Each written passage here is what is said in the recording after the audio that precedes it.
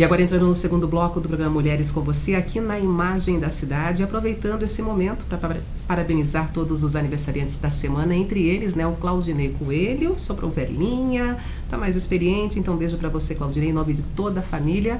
E claro, né, mencionando aqui também o aniversário do meu maridão, Cristiano, também soprando velhinha, um beijo para ti, Cris, em nome de toda a família, vivendo esse novo ciclo, e a gente lado a lado, né, já há tanto tempo. E também nessa oportunidade de compartilhar contigo felicidades, compartilhar contigo os acontecimentos e mais do que isso, a união da nossa família. Beijo pra ti, no teu coração. Sabe que a gente se ama muito e quer viver muito tempo pela frente, né? E também nesse momento de celebrar esse teu novo ciclo, soprando aí uma nova velhinha na tua vida. Parabéns mais uma vez, tá?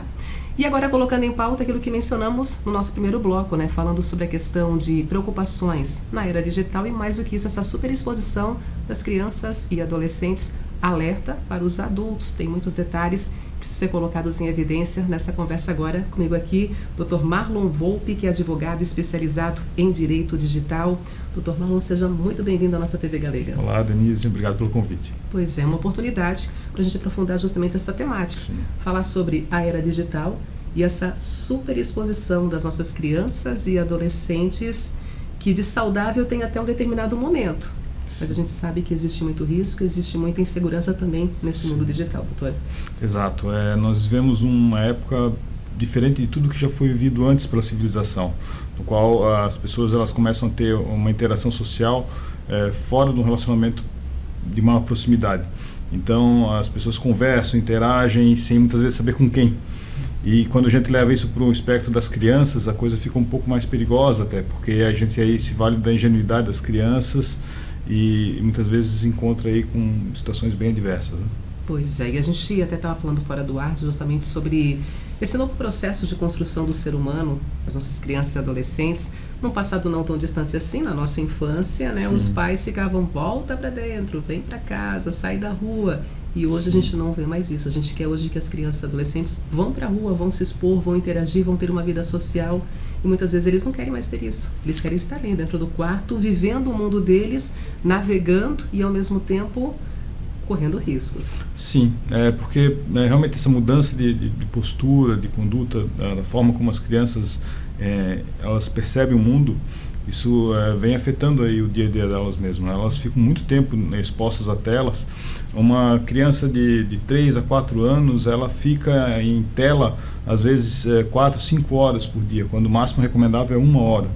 Quando a gente leva isso para uma idade mais avançada, 10, 11, 12 anos, chega a 7 a 9 horas por dia de exposição à tela. Quando a gente fala em exposição à tela, não é somente o celular, o smartphone, mas a gente leva isso também para a TV, para os tablets, para o computador. Então esse conjunto todo de tempo de tela é muito grande, muito significativo e acaba afetando a conduta, o dia a dia das crianças também, né? E como você mesmo falou, diferente de quando as pessoas interagem no meio físico, onde os pais conseguem perceber essas interações das crianças, saber o que elas estão fazendo, onde estão fazendo, no meio digital isso não acontece. Então as crianças às vezes estão do teu lado e falando com pessoas estranhas, você não percebe. Aquela máxima que existia, né, quando você falou da nossa infância, não fala com estranhos, não aceita nada de estranhos, né? Hoje em dia o estranho está dentro de casa, está na cozinha, está no quarto da criança e a gente não percebe. E esses efeitos, por mais que pareçam que não vão ser de grande gravidade, eles podem ser sim, porque os efeitos que são causados depois à criança por conta de algum tipo de atitude, algum tipo de conduta, são muito significativos. Doutor Marlon, isso que você menciona, né, nessa questão, às vezes um estranho ali dentro na tela sem ser percebido, isso pode passar, por exemplo, por um joguinho online, por algum vídeo que aquela criança está vendo, o adolescente está vendo, que os pais acham que realmente não tem mal algum, não tem nenhum risco, sim, né? Tá naquela interação ali naquele momento, ali dentro pode ter alguma complicação com a mais? Com certeza. Se percebe muito esse tipo de crime que ocorre em relação às crianças. Por quê? A gente fala em crime em relação às crianças, porque eles conseguem extrair das crianças, às vezes, imagem, interações, informações que elas são utilizadas depois na dark web, em circuitos muito perigosos, muito prejudiciais à sociedade. Então, às vezes a criança está num jogo, sim, e você diz, não, mas está jogando com quem? Estou jogando com o fulaninho. Aí você sabe, não, fulaninho eu sei que é colega dele, mas quem mais? O Beltrano e o Ciclano. Quem é o Beltrano e o Ciclano? É alguém que entrou no jogo. E você não sabe quem é que é. Se é uma criança de 8 ou 9 anos que está lá jogando com o teu filho, ou se é um adulto que está só esperando o momento certo para atrair informações que ele deseja, né?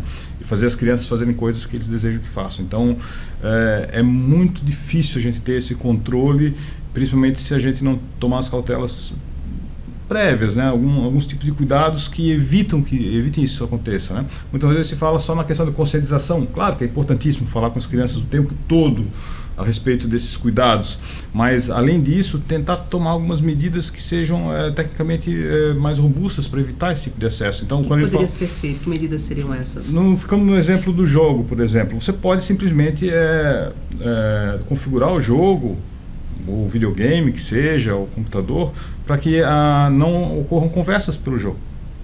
Então acontece, você está lá, a criança está até jogando lá com 5, 6, 10 pessoas ao mesmo tempo, só que nenhuma dessas 10 pessoas conversa com o teu filho, ele só joga. Então ele está restrito somente às atividades do personagem do jogo. Então inibe muito esse tipo de contato. Tem esse dispositivo disponível que os pais podem ficar atentos a isso. Qualquer mecanismo de computador hoje em dia ele conta já com recursos de controle parental. Então procurem sobre esse tipo de expressão, controle parental. Então num videogame, por exemplo, você vai encontrar lá configurações de controle parental. Aí você diz que tipo de jogo ele pode acessar, que tipo de atitude ele pode ter dentro dos jogos, se ele pode conversar com alguém, não pode. Isso se vale também para smartphones, isso se vale para os computadores. Todos eles têm esse tipo de recurso. A gente tem que procurar, e aí quando eu falo assim de tomar esses cuidados prévios, é isso. Você configura muito bem o dispositivo, a partir de então você diminui muito o risco de exposição da criança.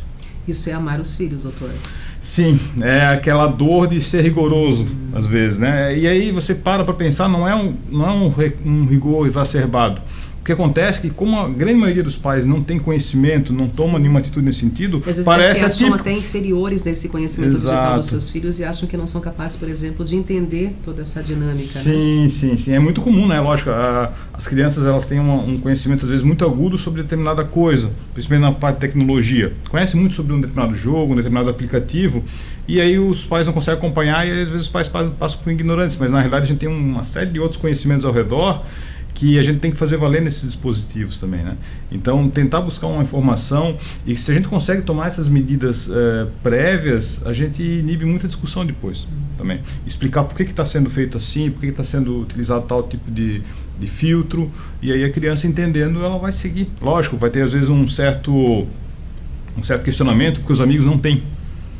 A questão toda é que a maioria dos pais, se tiver conhecimento, eles vão acabar aplicando esse tipo de dispositivo, porque a grande maioria dos pais quer evitar os problemas, né? Quer evitar os danos aos filhos, né? Os prejuízos para eles. É verdade. Então, mais uma vez, passa essa orientação, que tipo de caminho pode ser percorrido por um pai, por uma mãe que se preocupa com o seu filho, que às vezes até acha que não vai entender, mas dali para frente ele vai construir um ambiente mais seguro, digamos assim, no mundo digital. Perfeito.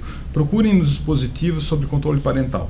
Isso vai desde um celular, por exemplo, que você pode, na configuração do celular, procurar por controle parental, instalar aplicativos, todos eles têm aplicativos que ajudam a isso. Aí você pode configurar para que o tempo de uso do equipamento seja até tanto, X horas, que possa ser utilizado até tal hora da noite, depois só de manhã. Você pode configurar qual é a idade recomendável para o conteúdo que o seu filho vai acessar. E aí você vai abrindo isso conforme ele vai crescendo. E aí você vai tendo um acompanhamento disso. Você sabe que tem um determinado grau de segurança em cima desses equipamentos. Então, seja no videogame, seja nos sistemas operacionais do celular, dos tablets, todos eles vão dispor desse tipo de recurso. Vale muito a pena a gente perder algumas horas, talvez um dia em cima disso, e depois ter uma certa tranquilidade durante muitos anos. Com certeza. Eu apresentei o senhor como advogado especialista em direito digital. Dentro da advocacia, como é que também foi construindo essa área em especial, direito digital? Sim. E ao mesmo tempo, né, que tipo de relação poderia ter com essa nossa temática, falar sobre a exposição de crianças e adolescentes Sim. dentro da era digital? Veja, eu vim da área técnica, eu trabalhei muito tempo com desenvolvimento de sistemas e hoje são mais de 20 anos advogando. Então, ao natural, a gente acabava sendo procurado por questões dessas. E a gente não tem, às vezes, a percepção do volume de situações que são prejudiciais às crianças e que geram efeitos jurídicos, geram efeitos em searas próprias, criminais inclusive. Então você tem às vezes exposição de imagens íntimas das crianças, você tem exposição da imagem da criança, o bullying, o cyberbullying. São várias situações onde que você tem efeitos jurídicos por conta desse tipo de situação envolvendo as crianças. A gente sabe que tem, por exemplo, o Estatuto da Criança e do Adolescente. Ele se vale para várias situações sociais da criança, inclusive no meio digital. Então, o fato de isso vale para todos nós, né? Nós temos algum prejuízo, algum dano, sofremos algum dano no mundo físico ou no mundo digital, ele continua sendo um dano, continua sendo um prejuízo, continua sendo um problema que deve ser sanado. Isso vale muito para as crianças também. Por isso que a gente acaba sendo procurado por esse tipo de situação. Você diz, poxa, por que um advogado fica falando sobre controle parental? Por quê? Porque o prejuízo, o dano que é causado ao filho, acaba repercutindo depois numa seara judicial.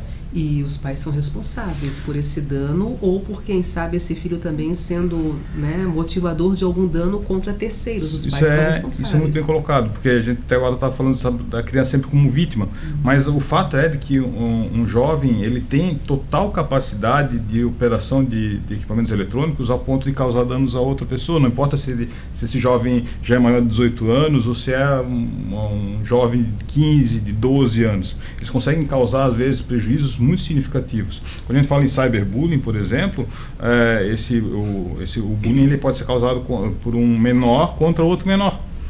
Lógico, aí você diz, não, mas o menor não pode ser atribuído culpa a ele ou penalizado a ele dentro de determinadas dimensões, mas o pai sim. Se o seu filho acerta uma bola numa vidraça do vizinho, quem vai pagar é o pai, é a mãe. Da mesma forma, se esse seu filho incorre num ato de cyberbullying que gera um prejuízo, um dano psicológico para outro menor, quem vai ter que reparar esse outro menor é o pai e a mãe. Quando a gente fala em cyberbullying ainda, se você me permite, vale a pena também a questão da atenção das escolas. As instituições de ensino precisam ter um acompanhamento muito próximo, elas não podem ser coniventes com isso. Muitas vezes a pessoa diz, não, mas foi lá no grupo de WhatsApp que não tem nada a ver com a escola, é só o grupo de alunos. Mas isso gera reflexos dentro da escola, e a escola não pode ser tolerante com esse tipo de conduta. Ela deve ter regras rígidas quanto a isso, inibir esse tipo de uso, né? Dr. Marlon, assim também, né, essa questão da própria legislação no nosso país. A gente tem evoluído? O que está faltando para trazer mais clareza e mais segurança nesse universo digital e nessa exposição envolvendo nossas crianças e adolescentes? A legislação vem evoluindo, ela vem bem mais acelerada em relação do que era no passado. No passado se demorava muito para você ter algum tipo de legislação que ajudasse os operadores do direito a trabalhar a questão envolvendo tecnologia. Hoje em dia, como a tecnologia está permeando nosso dia a dia, os legisladores são mais conscientes quanto a isso. Então nós vemos surgir cada vez mais legislações voltadas para esse tipo de proteção. E isso é muito positivo, né? O que acontece agora é que a gente percebe um movimento de tornar mais rigorosas algumas penalidades que envolvem aí o uso indevido de imagem das crianças ou o mau uso de equipamentos que acabam prejudicando os jovens, né? Para fechar essa nossa entrevista, então, depois de tudo que foi colocado aqui em evidência, informações muito importantes, recados, conselhos para os pais que estão nos acompanhando. Um recado que a gente pode dar, um conselho, é tentar acompanhar. A gente sabe o quanto que é difícil isso, porque como já comentamos antes, o meio eletrônico parece invisível ao que a gente vê do lado externo.